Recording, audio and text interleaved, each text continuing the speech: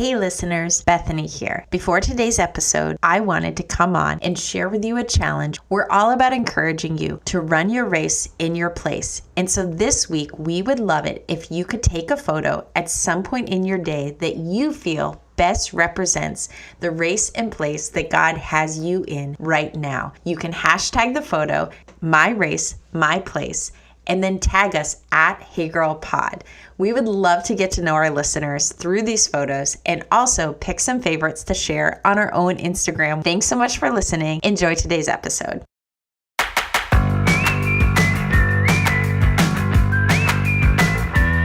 Hey girls, and welcome to another episode of the Hey Girl Podcast. We're your hosts, Bethany Needham and Laurie Casagrande. And each week, we get to share with you stories from women of all ages and stages of life who are following Jesus right where they're at.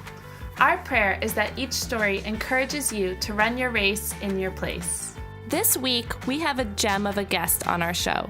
Samantha Pelletier describes herself as a woman that just wanted to be a mom. Well, all the way from Mexico, she's that and much more. Bethany, when you reflect back on your conversation with Samantha, what sticks out? Okay, so I have to say, if I could give a quote that describes so much of her story, I would quote her in saying, "All right, let's do it." Because Sam, just courage and faith, to me describe her life and the journey that she's been on, and I absolutely love it. So without further ado, here is our guest and friend, Samantha Pelletier.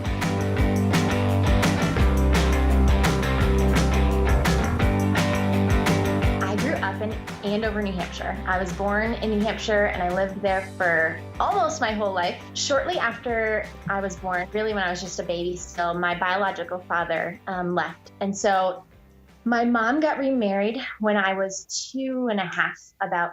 So even though my biological father was gone and really wasn't ever in the picture as a steady person in my life, I never was without a father in some senses because I had my stepdad who ended up adopting me when I turned 6.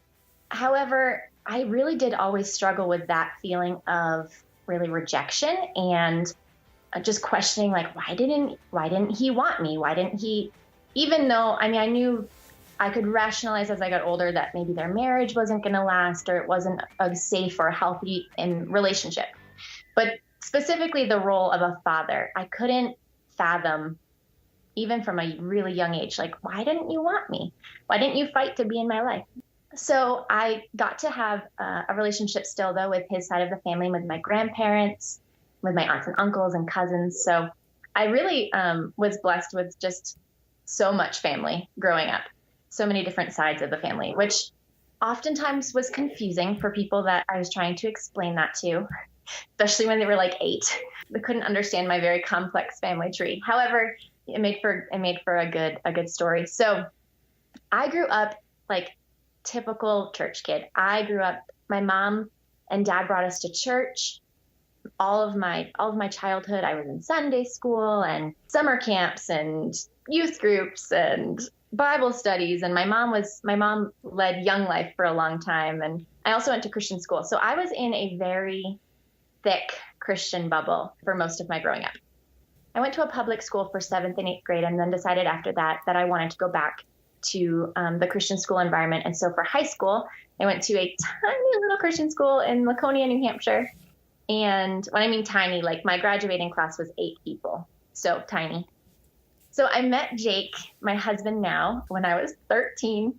We met my freshman year of high school and I played, well, I don't know if I want to say I played hard to get. I just didn't want to ruin, the typical, like, you're my friend. I don't want to ruin this, right? He doesn't believe me still, but that's really what I was feeling. He really was just like, you were just playing games. But truly, that was what my hang up was. So anyways, in the spring of 2005, we started dating. So Jake was the person that my parents were not expecting. Jake was the person that the school and my teachers and the administrators, like basically anyone that was a little older and felt any sort of responsibility for me and my well-being, they were all a little nervous because Jake was the bad rule breaker, punky teenage boy. He had long hair. He drove a fast car. He listened to rock music. He wore baggy pants. Like he was just the school bad boy. And I grew up in like small town Andover, New Hampshire, where everyone drives, jacked up trucks and listens to country music and wears Carhartts. And there are very few people who aren't cut from that cloth. Gotcha. And so when I started dating Jake, I think I scared a lot of people. I actually can remember the first time my parents interacted with him. We were at a cheerleading competition. We actually weren't dating yet, but Jake had come with another of the boys from our high school to watch, and we were in the UNH hockey rink. That's where the competition was, and he came barreling down the stairs and jumped over the rink wall, and he had brought me a rose. And I didn't know this at the time, but my parents were watching. We still joke about it to this day of my parents being like, who is that boy giving a flower to our daughter? As long as I can remember, I never had, one career desire or one thing that I really wanted to be. There were maybe seasons where I thought it would be fun to be this or that, but really forever, all I can remember wanting to be was a mom. So, I got closer to my senior year and teachers were encouraging, college applications. And there just wasn't anything that was interesting to me enough at that point that I was convinced I wanted to study and that was worth my money. Also, I had been in a, fairly long-term relationship at that point. It was, coming on 4 years and I had my sights set on marriage from day 13 or something of our relationship. I had a pretty one-track mind at that point. That's a very specific day. Yeah. Did he 15 or 16? No, it was pretty soon. This is the little love story nugget for all of of the listeners that everyone's going to go, oh. I remember having the conversation. It really was only maybe a few months into dating. And when I say dating, I don't really mean dating because I was 14. So we would go to the grocery store with my mom. Oh gosh, so romantic. But I remember being so distraught one day when I realized everyone around us was breaking up and high school relationships don't last. And I remember just sobbing and being like, Jake, I can't, what happens? What's going to happen when we break up? And he said, who says we have to break up? Oh. Aw. And he was 14? Right. That's terrifying to me. So he was 2 years old. He's 2 years older, so he was 16. Okay, because my son's about to turn 14. I'm having heart palpitations as you're telling me this story. I was like, oh my gosh, he better not be in the grocery store schmoozing some girl right now. Though it worked out for you, so... Yeah. So as, graduation is approaching, everyone wants to know, okay, what college are you going to and what are you studying? And when you have a class of 8 people, your graduation, we have a big slideshow and your senior picture pops up and it shows what college you're going to and your major. And I had taken an art history course my senior year. And so I got this great idea and I was like, I'm going to go travel in Europe. That's going to be my out. I'm going to be I'm just going to work for a year. I'm going to save up my pennies and I'm going to go travel Europe. And that satisfied enough of the what are you going to do next year questions to get everyone off my back for a little while. So after graduation, I worked for a year. And then in the summer of 2009, Jake and I had saved up, what we felt like was a lot of money. And we started looking at tickets and quickly realized that, a summer of traveling in Europe was actually only going to be about 7 days in one city because that's all we could afford after a year of doing our best to save. And so we went to Paris in 2009. He proposed because he had to, it was Paris. There was no option. I'd be lying if I said I wasn't expecting it, but mostly I was just hoping because now I can say I got engaged in Paris. Where in Paris? Yeah. So wait, where did you get engaged in Paris? Oh, in Paris, in the city. In the city, below the tower, or? Just because you're asking now, I have to tell this story, which is going to make it feel so much less romantic, Bethany. I'm just I love ruining romance. Okay, so here's what this is what happened. We flew to Paris and we were awake for like 40 hours. It was such a long traveling experience. Bus rides and languages. We were like, oh yeah, that's right. They don't speak English here. Like we were just so naive. So we, took a bus and we took a cab and it feels like it was 3 days, but we finally got to where we were staying. And I think I was delirious at that point because I was so tired. Like I don't even fully remember what was going on. I do remember specifically that Dodgeball, the movie Dodgeball, was playing in French on a TV somewhere near us. And I remember Jake was unpacking his bag. The story is actually best told by him because basically he says he was unpacking his bag and he got to the bottom of his bag and found the ring and was like, what am I supposed to do with this all week? Like, what am I supposed to carry it around? She's going to find it. And so I looked over and I think he was probably on his knees or on a knee. And he just kind of like reached over and put this ring box in front of me. And I was like, oh, okay. Okay. I often leave the story alone at we got engaged in Paris for the sake of making it sound more planned and romantic. But either way, it's a ring and it was Paris. So because I've met your husband, I want to razz him so bad about, dude, do you know how hard it is to take a Paris proposal and tear the romance out of it completely? And yet you managed. He did. I was ready enough to say yes at that point. I think I would have said yes if I don't even know how he would have asked me, but maybe he was hoping your delirium would like seal the deal. Advantage, really. That's what was happening.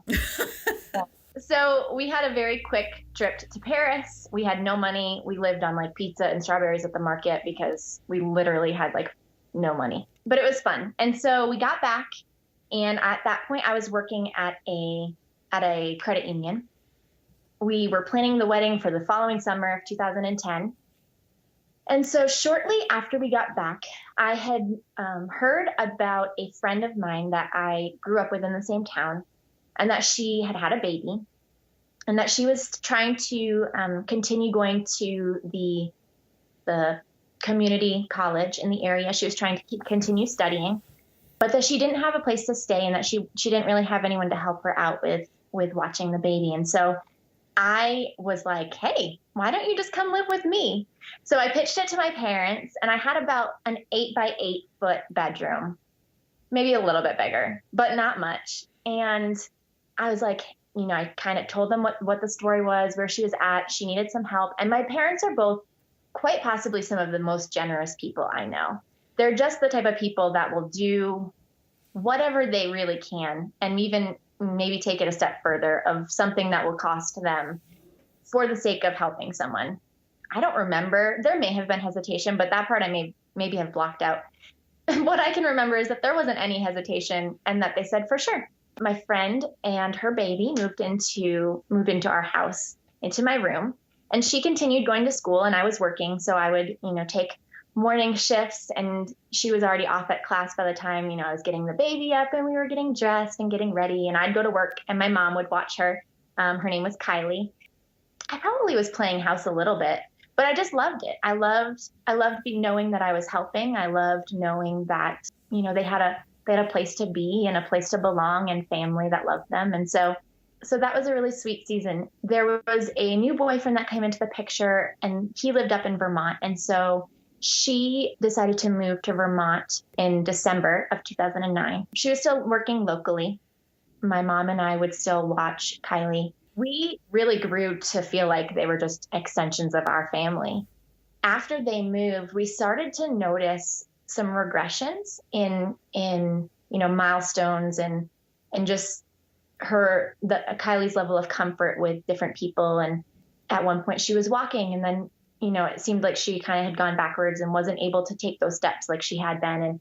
And so we expressed those concerns to her mom, and just asked, is there anything that has happened? Did she get hurt? And she said, oh no, everything is fine. Everything's fine. So in February, she got a new job in Vermont. So we didn't really see them a whole lot for that month. We celebrated Kylie's first birthday in the beginning of March of 2010. About a week later, we got a phone call in the middle of the night saying that Kylie had died, that she had drowned. And that was followed by about 4 more phone calls that evening and that morning with different stories, different details that had come out. She hadn't drowned. There was, some sort of trauma, and there was multiple stories that evolved from this. In the end, the truth came out after a very long time, but she had died at the hands of the boyfriend she had been left with him while her mom had gone to work that night. And he had, a history of drug use and alcohol use. And it was just not a safe situation. I tell that story at an arm's distance because there's really no way I can tell it if I really let myself feel those emotions. I would never get through that story. The reason that it feels important for me to share that that's part of my story is because this was the first time that I can look back in my life and see the decision to follow and to believe God is who he says he is. It was that moment. Kylie's death shook my family in a way that's hard to even put into words. My mom was the strongest Christian woman I had ever known. She had lived through so many hard times in her life, so many really, really hard circumstances. And I never saw her faith even once shake. My dad's not a very expressive person. He doesn't talk a whole lot, but I just saw this. He would swing from anger and just rage and just extreme emotions to just total silence and withdrawing. My sister was 13 at the time, and she felt like Kylie was her little sister at that point. And she was getting ready to go into high school, and she just struggled for years after this, just questioning who is God and what role does he play? And so I can look back in that season, and I had always been a part of the church. I'd always been a part of, youth groups and all of those things. And I was trying to be the part. I was trying to be the good kid and follow the rules and please everybody that had expectations of what it was supposed to look like for me to be a Christian. But I was failing at that point in my life. I was far from living in a place of, surrender to God. I was far from living in a place where I would say his way is best. But in that moment, in that season, I can look back and I can see I couldn't hold on to my mom's faith anymore. It wasn't like going to church because your friends were there. This was a moment where it wasn't even about the church or the community. It was about, is God who he says he is? Is he good? And is he in control in the middle of this horrific, horrific situation? And so I can see that was the first time that I really actually trusted in God as who he says he is. That was the end of March 2010. In April, I found out I was pregnant with Emmett, my first son. And to say that this was a season of intense emotions is an understatement.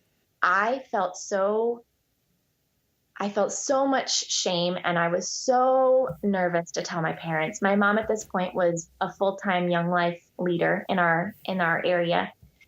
She had never once stopped, bringing me to church and teaching me about God. And I always knew he was a part of our lives. I knew what the Bible taught, and I knew the right thing to do. And I just felt like this huge disappointment. Like, what does this do to her testimony? What does this do? I'm supposed to be I'm the kid. I'm the one that's like, it looked like I was following all the rules. It looked like I was making the right choices. Yeah, telling them was probably the hardest thing I had to do up until that point in my life. We got married in July, and we were in the middle of buying a house, and it was just a whirlwind of a year. And then Emmett was born in January. I love the reminder, though, even in the fact that we make really bad choices sometimes, like we blow it. And God continues to pursue us, and there are consequences that I feel like I live with up until this day of the choices I've made before we were married. However, God takes things and he just redeems them. And so while it was not the plan to have a baby or to be pregnant before we were married, Emmett's life was like a gift of just new life and new joy in my family in this crazy year of darkness. Yeah, it was a quick transition into motherhood. And then 2 years later, we had Ophelia, our daughter. And then 17 months later, actually, we had our third son, Caper, in the summer of 2014. So 3 babies in 3.5 years. It was crazy. I loved it, though. I loved it. We knew that Caper was going to be our last biological child. I think partially I just needed a break from being pregnant, as much as I loved it. But we actually decided that he was going to be our last biological child because we had always wanted to pursue adoption. A little backstory on Jake's side, he lost his mom to cancer when he was 9.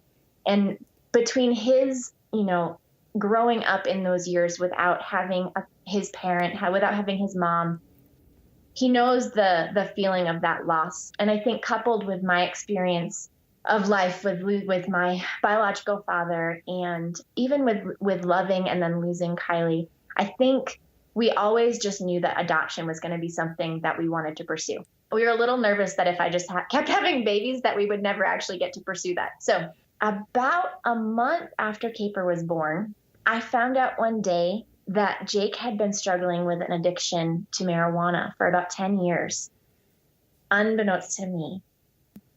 That was another point in my life where I can look back and I can remember being so disappointed and so hurt. And so I just felt so tricked almost, because it was this person that I had spent at that point, over 10 years of my life with, and just knowing that there was this secret woven into every aspect of our relationship. And at this point, we're married and we have 3 kids, and what on earth do I do? And so I remember being so angry one night, and I went out into the van in the driveway of our house. And I can remember just wanting to drive and just get away. And I had a 6-week-old baby inside, and I was like, I'm going to have to feed him in like an hour and a half. I can't go anywhere.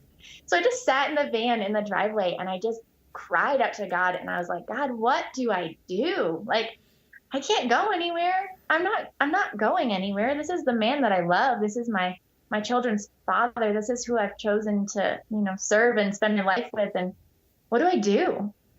And I felt like I had 3 options laid out pretty clearly. I felt like I could just be mad. I could just hold on to it, and I could just be bitter, and I could just hold it over him. And I would have every right to do that. I would have the right to be angry and just hold on to that. I mean, I could leave, but that really wasn't going to be an option.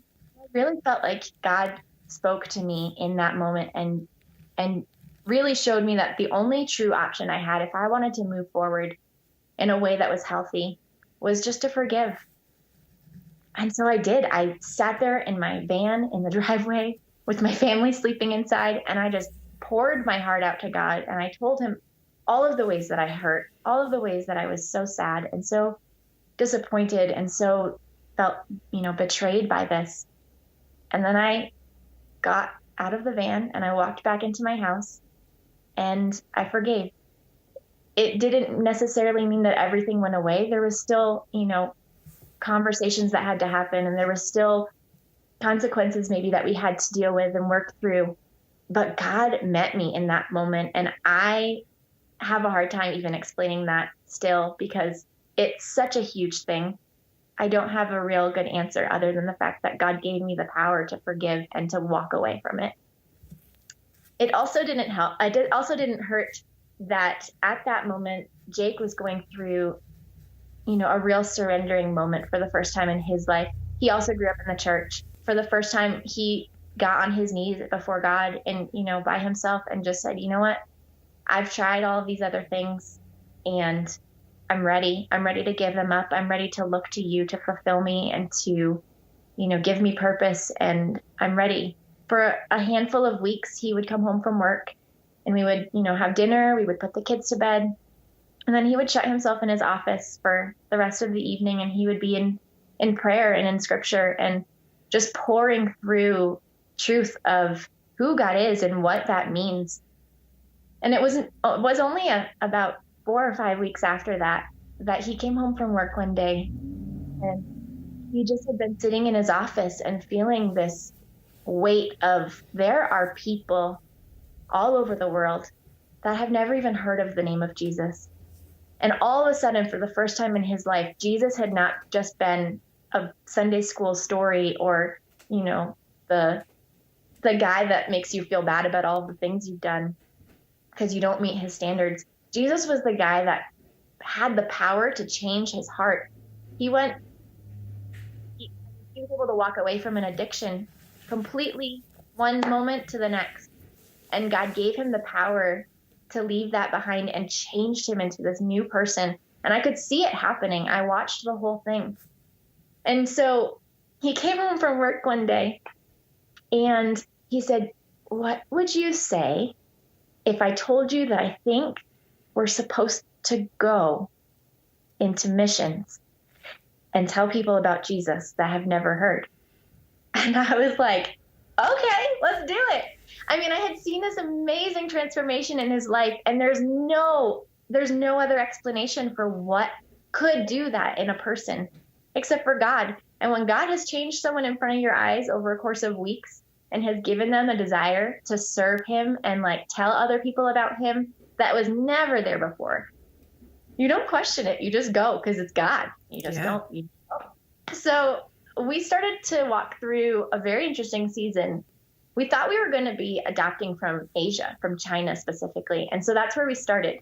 Like any very modern missionary interested couple, we Google searched, Christian orphanages in China because, why adopt them? You could just go and be there and serve them there. And so it was a really clear season now looking back of just complete ignorance and bliss and letting God use that for his glory. Our path was originally China. It shifted to Thailand at one point. There was an opportunity there and that we were very excited about, working in a home for children that had, HIV. They were HIV positive, and it was just an amazing ministry that we would love to have been a part of. And then that door slammed hard in our faces, and it hurt. And we were like, now what, God?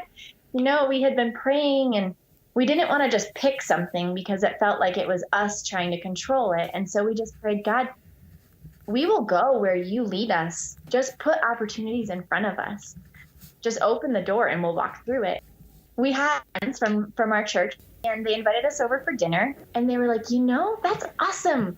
We love orphan care ministry. We have friends in Mexico who have been trying to, get a home for these children, to take them out of the government institutions and, to provide them with a family and parents. And, they've been working on this for a handful of years, and they're just praying for house parents. And we were like, okay, that's awesome.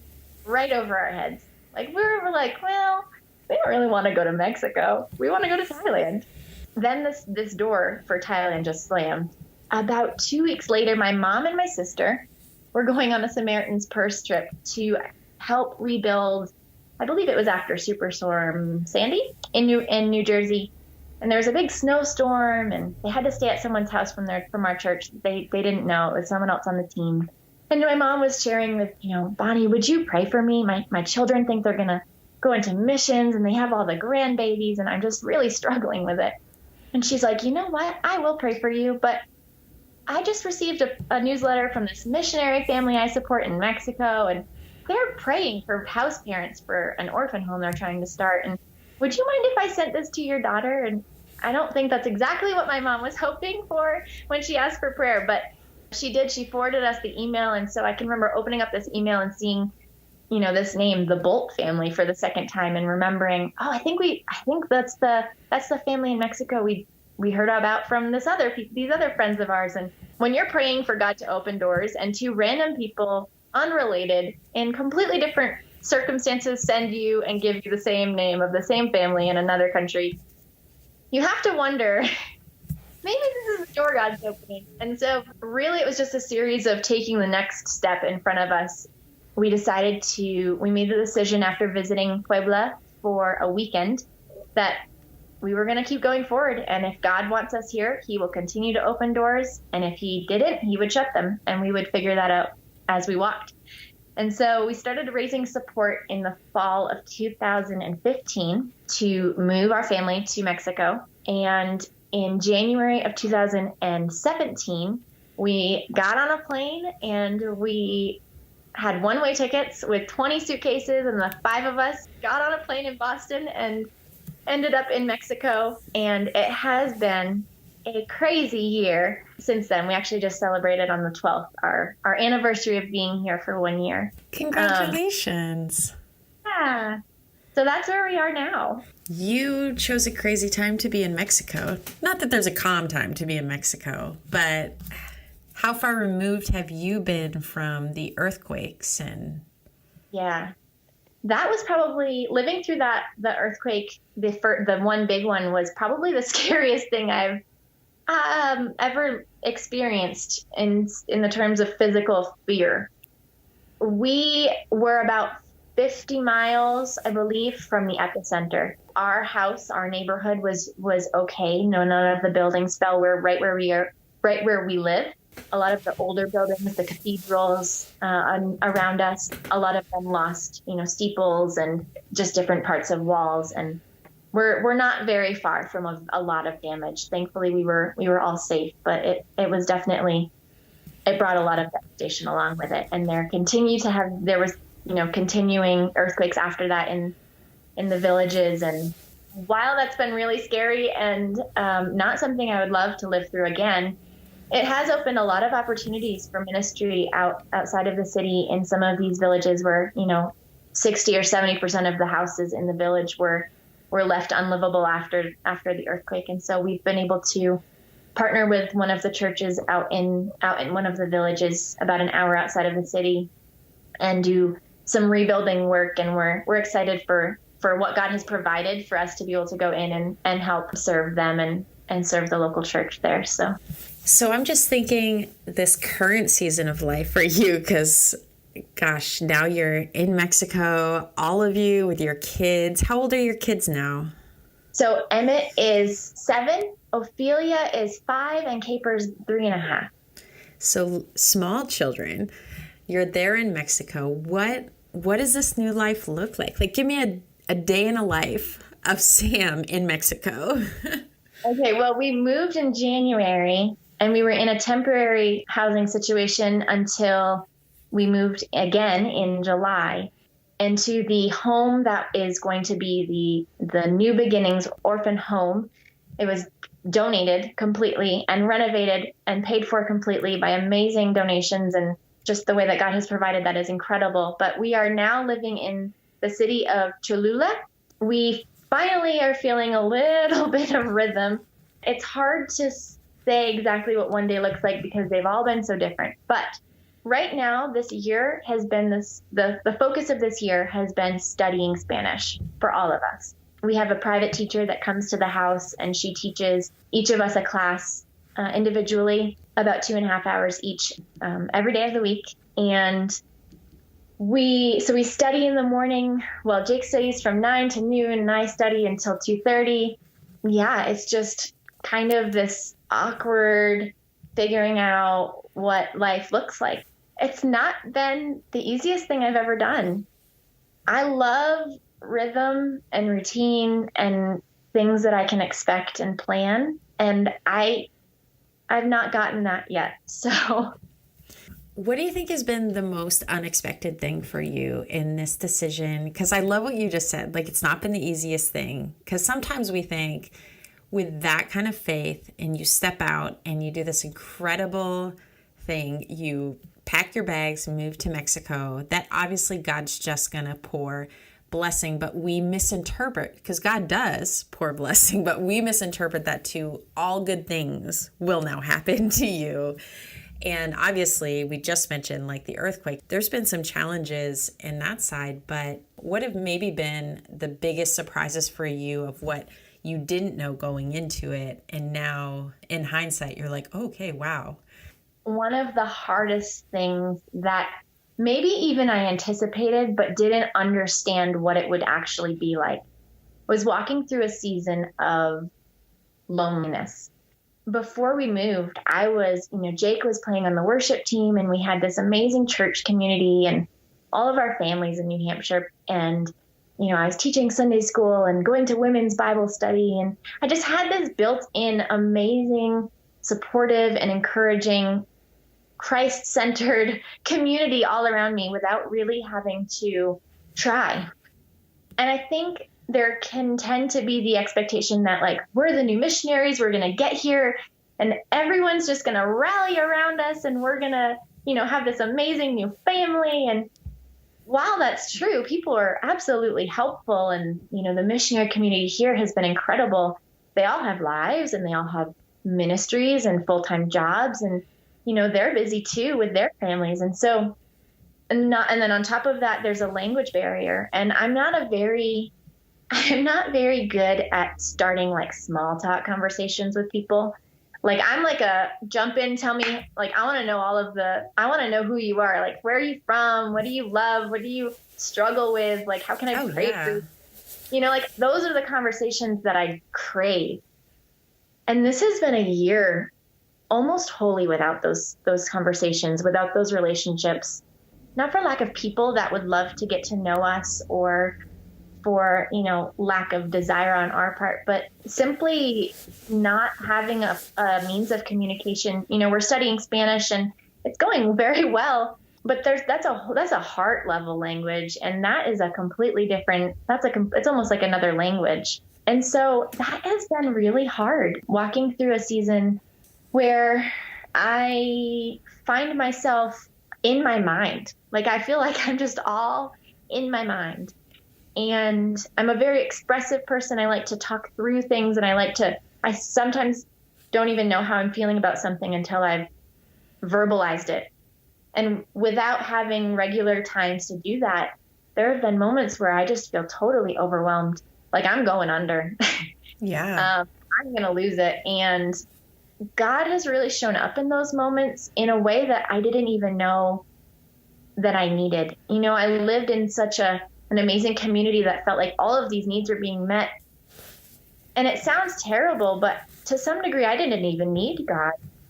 I didn't need him to listen to me. I had all these people that would listen to me. I had all these people that loved me and cared about me and would meet those needs. I didn't need him to hear me, in my struggles and in the things that I was working through. And so that has been a really sweet thing that has come out of this time, even though it continues to be hard. It does not make it any easier. But that has been a real blessing in this time, has just been the fact that he hears me. And I was reading a book by Elizabeth Elliot recently, The Path of Loneliness. And it's incredible. It just was like one of those books where I felt like at the end, less things were left not underlined. Yeah. I might as well highlighted the whole thing. In one of the chapters, she talks about turning your loneliness into solitude and then turning that solitude into prayer. And that's been not something I have necessarily succeeded at, but it's something that I've been striving for, because there are moments where the quiet seems to take over.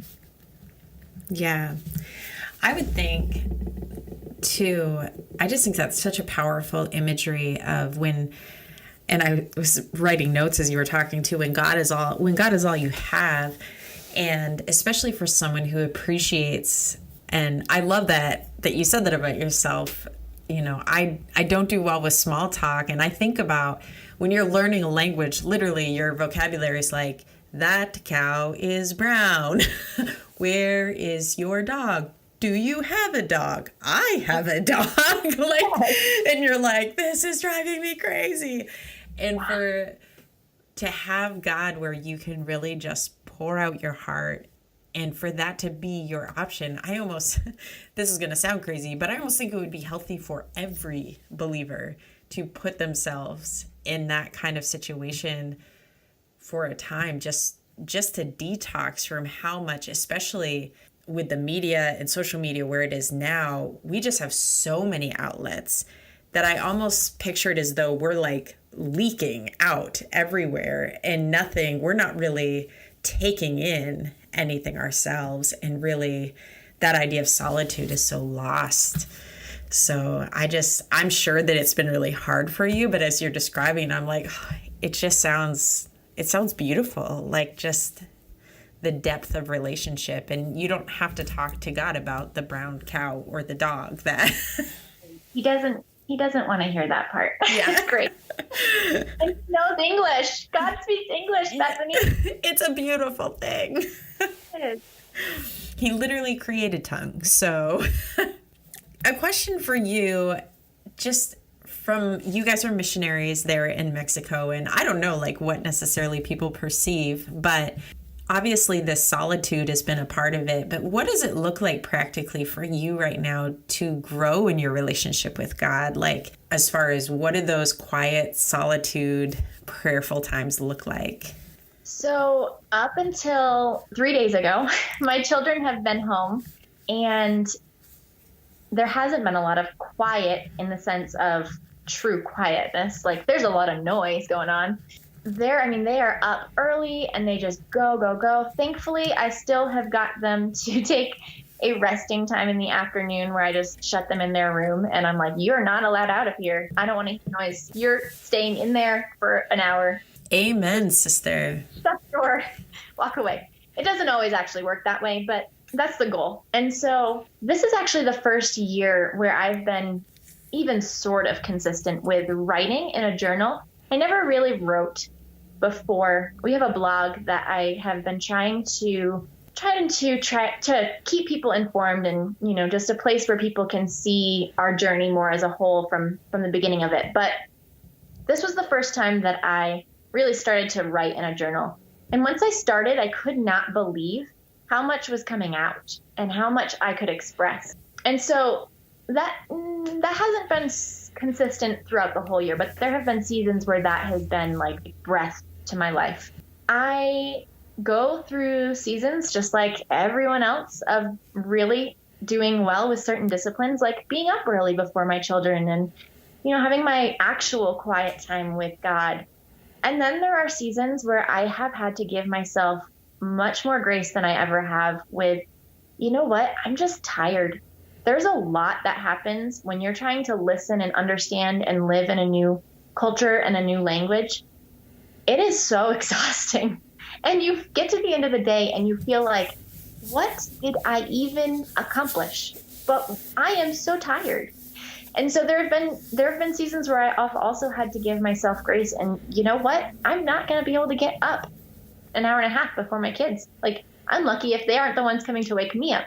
So I really have learned to just find pockets of time, whether it's while they're taking a rest, whether it's in the mornings and I'm, up before them. Sometimes it's, okay, who wants to watch some TV so mom can go sit on her bed with her Bible? Just grace. I would love, like I said before, I am definitely like a routine lover. I feel so satisfied when I can check off a routine that I have set. That has not been a source of feeling success this year. Worship music is a big thing for me. I feel like I need that almost constantly, that reminder and that like readjustment of focus of, it's so easy to just get caught up into your emotions and your thoughts and the things that are frustrating or stressful or different when you're in another country, especially. And just that constant reminder of truth being sung and truth being a part of your normal intake. It's so important. I also started listening to podcasts this year. What? I started listening to a podcast. I actually didn't know about podcasts before you released Hey Girl. I didn't either.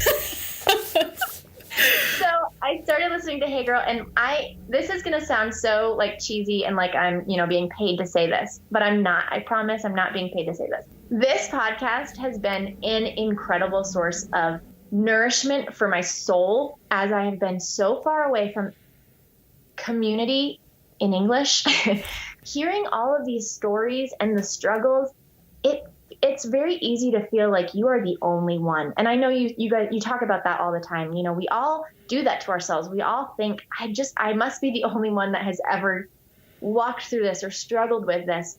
And so having these women's stories to be able to listen to have been amazing. for this year of life. And I'm so thankful that you and Jen stepped out and just, I don't know, I'm sure it took a lot of courage. I can't even imagine, but I'm so glad that you stepped out and continued with it, because it has been, and I know I speak for more than just myself, that it has been a serious blessing in my life. And I am so thankful. So thank you. That's so sweet. I'm normally making other people cry. You've got me choking up over here. Well, you just literally described the heart behind what we do. And that's really our prayer. It's what you and your husband are doing. Take this step of obedience, God, and use it for your glory, for your kingdom. So I love to hear the stories of when those sort, like you said, hey, I'm out here totally away from family and friends, and just how God can use this to encourage you is awesome. Sam, there's been so much gold in this conversation. I have like 2 pages of notes. So I want to bring us to our last question, though, as we wrap up on time, because I really kind of now want to know what I'm like still laughing because you're like, please don't ask. You know I have to. What is the most superficial thing about you? Okay. So this is what I mean, after listening to this podcast for the last year, I had a feeling this question was coming. So I remember hearing someone say, I asked my husband, and you were like, oh, no, you should not do that. But I didn't take your advice, and I did. And I was like trying to think of something that was just real good and entertaining. But this is actually something that I came up with on my own, outside of anyone else's, encouragement to share my darkness.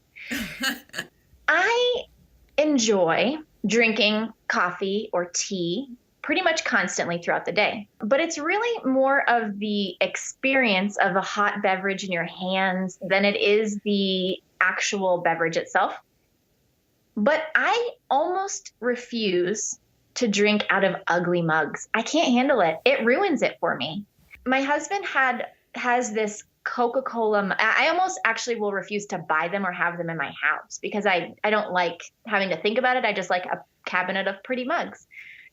It's an experience. And he has this terrible, I'm going to offend somebody, but it's a Coca-Cola mug. It's just tacky and ugly. And if I get stuck drinking out of that mug, it almost makes me angry. And I almost won't. I just won't. It ruins the experience. It does. I want a pretty mug. You want to know the best part of that being your thing is you would have no way to know this because we have not released this episode, but you're going to love Kate Merrick. But her most superficial thing is having to eat off of pretty plates. That's so funny. But I was like, that was the first, and I told her like, oh, that's the first time I've heard that. It's so funny that the very next day yours is drinking out of pretty mugs. We got a theme going here. It's true. Anyone have like some great flatware that they use? That's going to be your next one. I know, seriously. Well, I'm in agreement. I love a good mug, and I'm at work right now. I go to work and I have my coffee and something, but I pour it into a mug and then drink it. Because I'm like, it's not the same if you're not holding the mug. No, I love it. Okay, so on that note, I want to thank you so much for coming on the show today, for sharing your story. Just so appreciative and excited to see what God's doing in your family, from you coming to our house at dinner for the first time to tell us, hey, this is where we feel like God's leading us. And now I'm Skyping you and you're in Mexico. That's awesome. I love it. So thanks so much, Sam. I appreciate it. Thank you for having me. And I have to echo Laurie's at the end of the last episode, at least that I listened to. She said she wanted to make this an international thing. So really we should include like, hola chica. I heard that and I love it. Yes.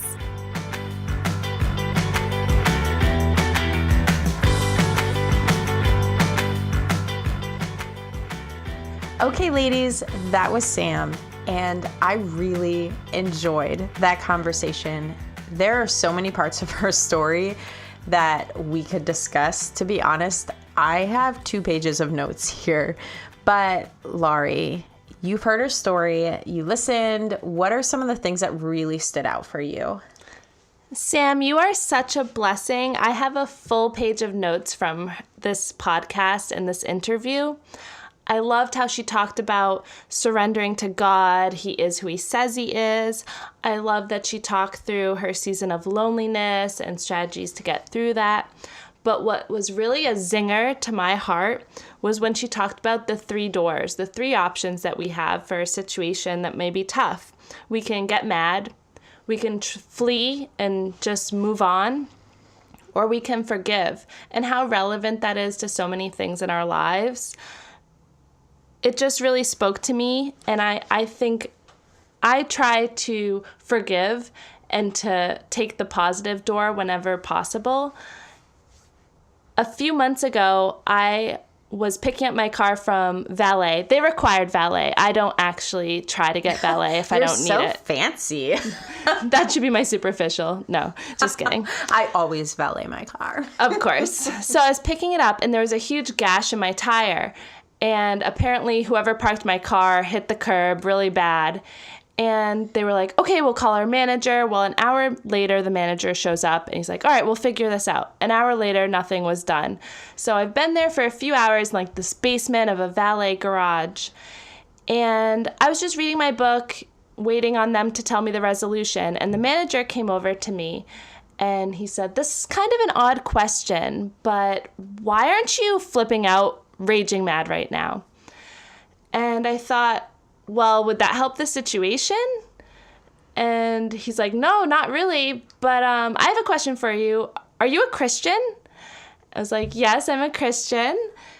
And he's like, I knew it. I just saw like you had this peace about you, especially during this challenging, situation that we're experiencing. And I just admire Sam for taking that same door. Of course, mine, is superficial. It was just a flat tire. But people mess up. We have sin in our lives. There's challenging circumstances. And let's try to choose that forgiveness door as much as possible. So true. I actually wrote that in my notes too, because it's not like if something happens, it's when something happens. And whether it's a slashed tire, whether in Sam's case, like, a lot of people have walked through betrayal of all levels. Like, I don't know how to respond to this, like whether they've lied or done something. And I think about those 3 doors and think, you know what? First of all, you don't get to choose the things that happen to you. Like, that's kind of part of life. There are things that happen, but you do get to choose your response to the things that happen to you. And that's really the only choice you get in that.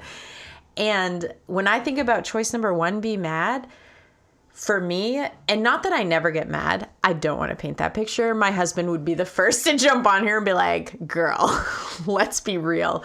But even when I get mad, I'm basically just taking a bad situation and making it worse. Like I'm literally pouring fuel on an already like flaming situation, versus forgiveness is this opportunity for redemption. And it's this idea of, you know what, this is horrible. There's no other way to say it, but I have an opportunity here. I have the opportunity to forgive, to set. I love that he came out and like flat out asked you, are you a Christian? If only every like opportunity to share the gospel was that easy, where they just said, so are you a Christian? Yeah, we totally bonded over this app. It's the Bible Project, and there's videos where basically it goes through each book in the Bible and makes a short video of articulating the book, and it's easy to understand, and he didn't know about it yet, so I like to think in my mind that somewhere he's sharing it with someone else, and it was totally a spreading of the gospel opportunity, so fingers crossed. And I love that, because think about it. It started because some kid accidentally bumped into a curb and you decided not to start cussing and throat punching people. Like, that's kind of awesome. Yeah, I don't think I've ever throat punched someone. So 100% good there.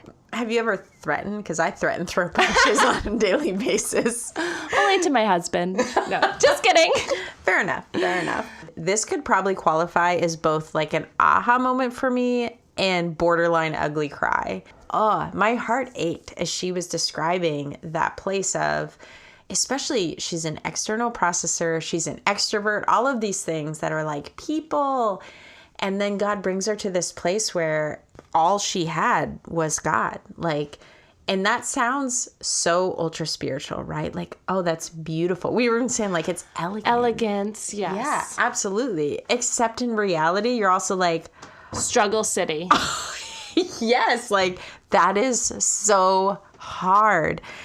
But just her talking about how God used that, my aha moment was her really describing what she came from and almost that hindsight of once she got to that place of it being just her and God and looking back at the season when she was in New Hampshire, surrounded by believers, great friends, great family. And for the first time seeing that as, wow, I didn't need God. I know that sounds bad. She didn't mean she didn't actually need God, but she didn't realize her need of God, because if something went down or she had a crappy day, she had all the friends in the world to just call and be like, can you pray for me? Or let's talk about it.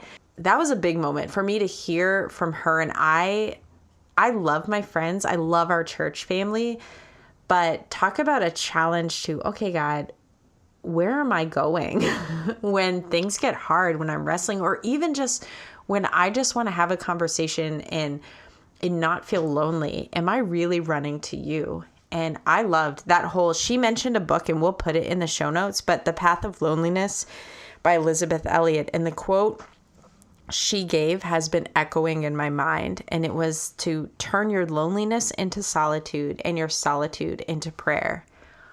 Whew. Amazing. Yeah. I wrote it down and have just been repeating it over and over again. So I love this one. It's so crazy how it's so beautiful to us to think about this quietness and this connection with God, and it's so unattractive to be in it. And one thing that I agree with Sam is this podcast. The fact that we get to hear stories and not feel like we're the only ones struggling through something is so inspiring. And number one, go to God. But number two, Hey Girl podcast. It helps with the loneliness internationally. We are totally international. I love that. Well, ladies, I so hope that you got as much out of this as we got out of this. And Sam, if you're listening, we hope you're listening. Thank you so much. Gracias. So true. Gracias. We appreciate it. And girls, just again, this week, as wherever you're at, no matter what you're doing, we just want to encourage you again and again to run your race in your place and keep being awesome for Jesus.